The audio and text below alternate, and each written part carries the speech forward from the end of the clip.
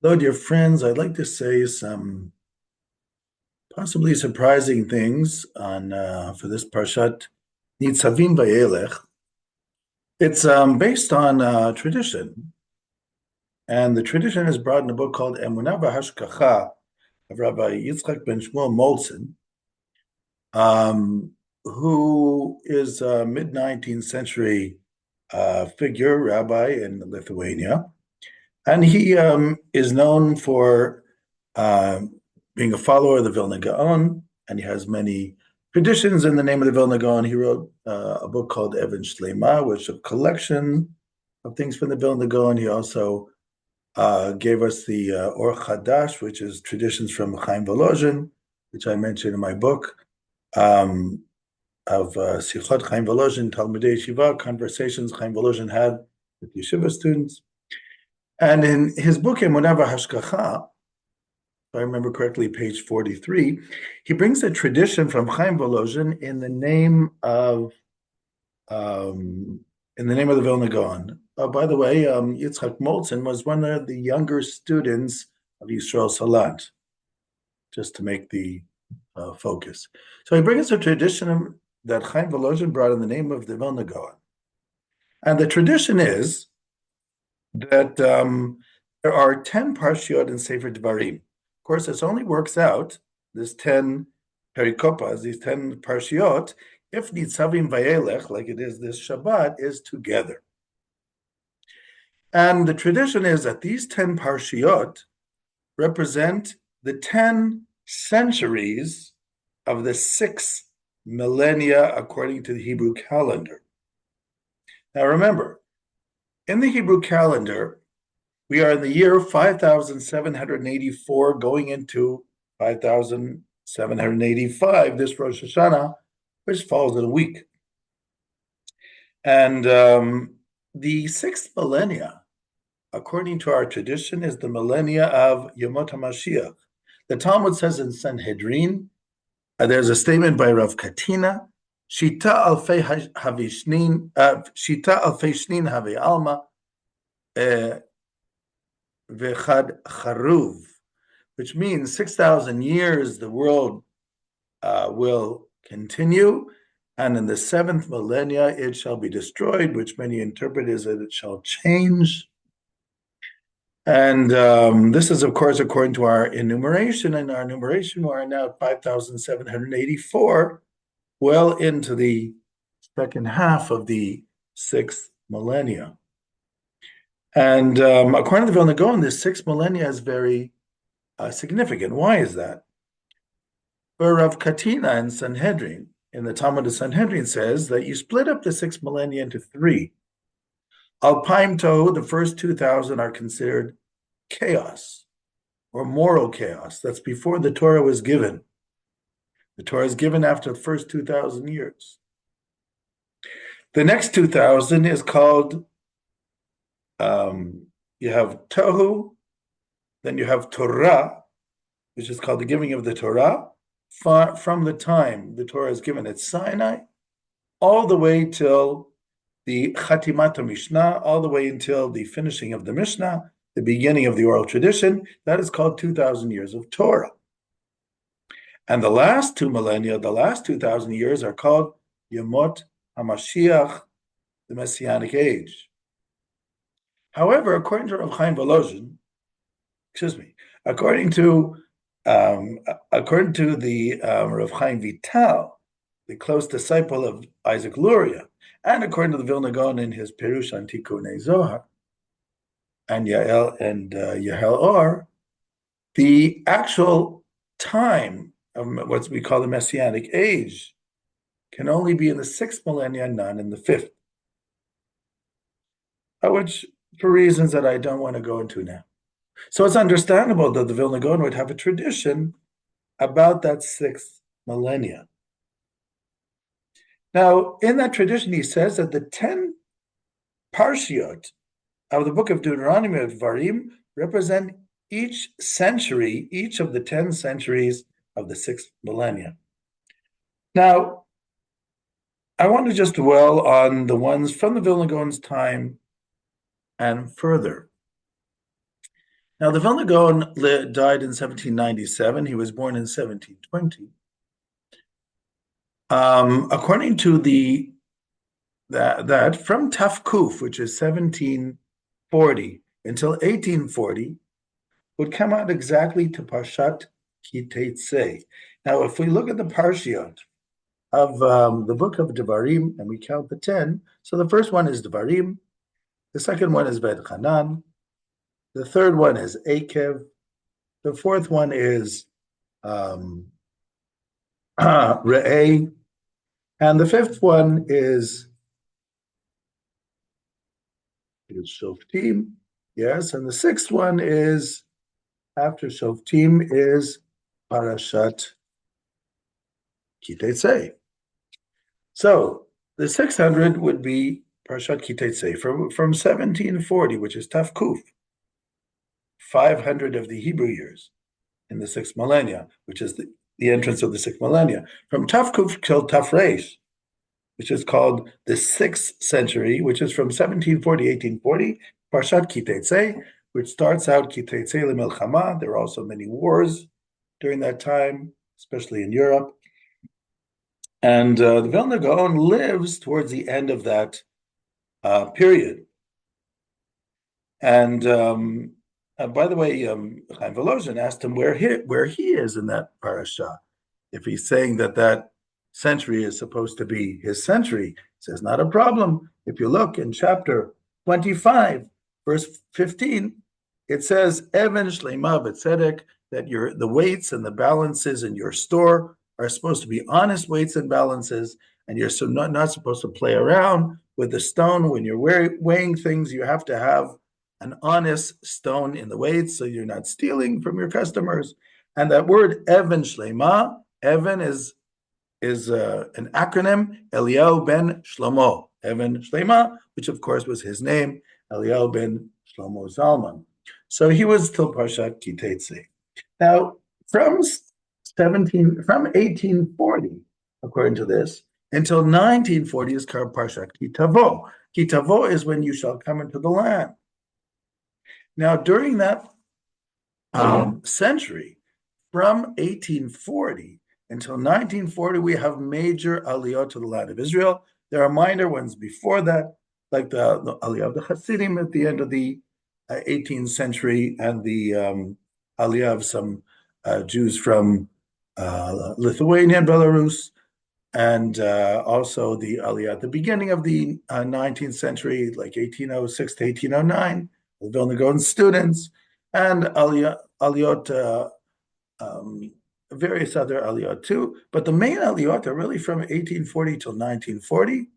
And you have, of course, the Zionist movements. You have the early Shibat Zion, Russian Zionists, Russian and I might say Romanian Zionist movements, which starts in the 1860s.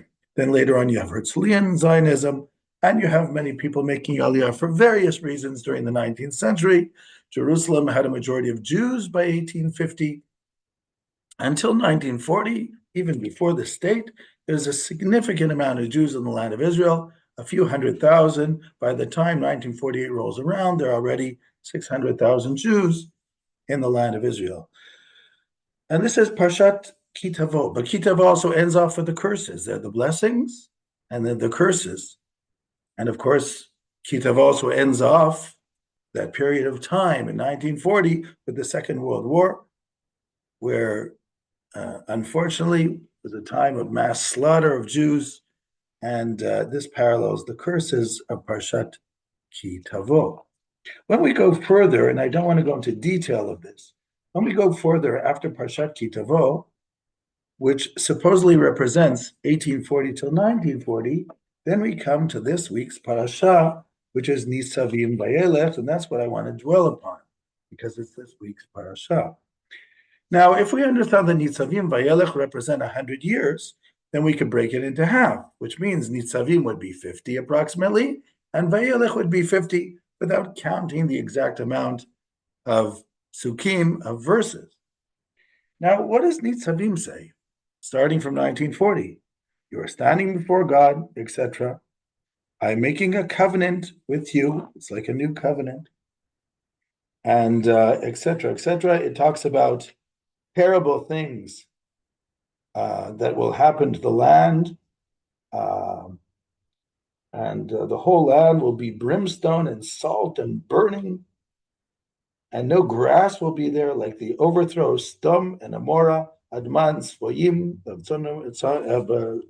Sodom and Gomorrah, etc. And they will see what happened to the land, how deserted it has been. But then in chapter 30 in Nitzavim, when all these things come to pass, the blessings and the curse, which of course unfortunately happened to us at the beginning of the 20th century, and I will set before that I have set before thee, and I shall return, and you shall return unto the Lord and hearken to his voice. And the Lord God, thy God will return your captivities and have compassion upon you, and return you and gather you from all the peoples where God has gathered you. And God will bring you to the land which was inherited by your forefathers.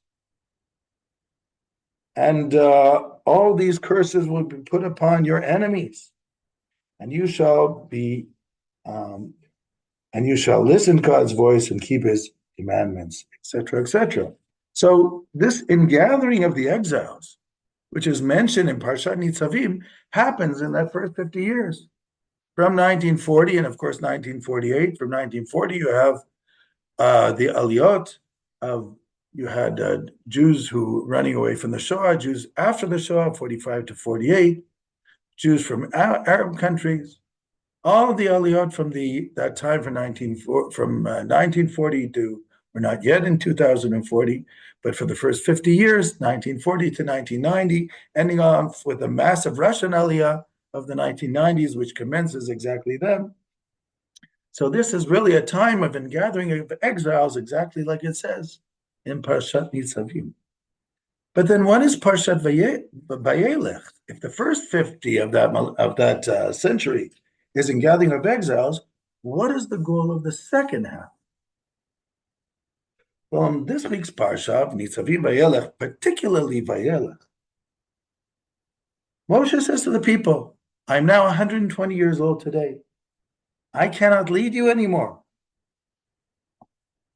Therefore, I have set for you Joshua, Yehoshua.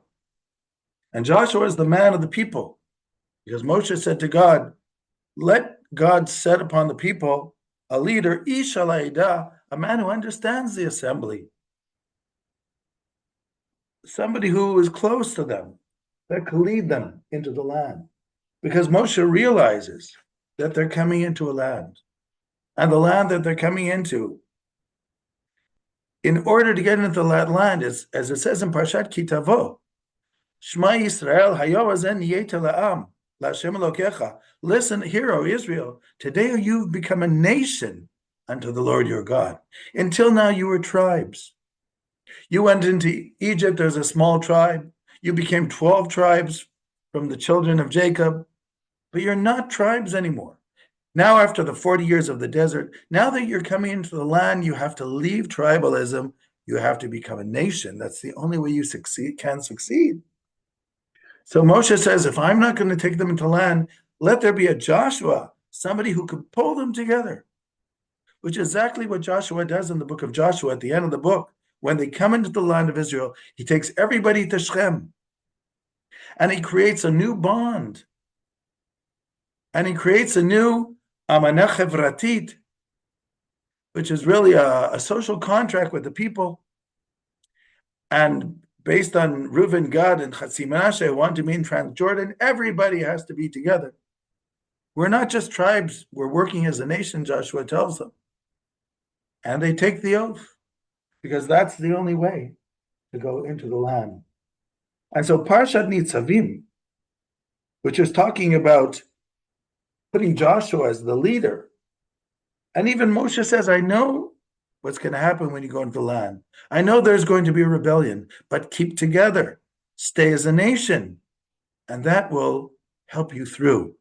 So Joshua is there to teach you to be a nation, but the more you pull yourselves together, the more you unite, that's going to help you against all the vicissitudes that you're going to run into when you walk into the land of Israel and bump into all the nations that are dwelling there at the time. So if anything, parshat Vayelekh, which is the time we're in now, because it's the last 50 years of that century, from 1990 till 2040, we're getting closer towards the end of it. The goal is to pull ourselves together as a nation. The goal is to overcome the rifts. The goal is to find a new social contract in which we can understand how to unite within our diversity, because it's not easy. We came with like many tribes from different parts of the universe, different parts of the earth, in a kibbutz galuyot, which was unprecedented. But we have to bring all the tribes together. And obviously there are going to be some who think differently than others, but we have to push together the common values that everybody has. And this type of leadership now has to be developed, the Joshua type leadership is going to pull the people together to take us then into the next millennia, or it's not the next millennia, but the next century of this millennia, the Joshuas that'll unite us enough to deal with the issues and which will arise in the next century, starting from 2040 and getting to 2040, to be prepared for such. Shalom, shalom, everyone.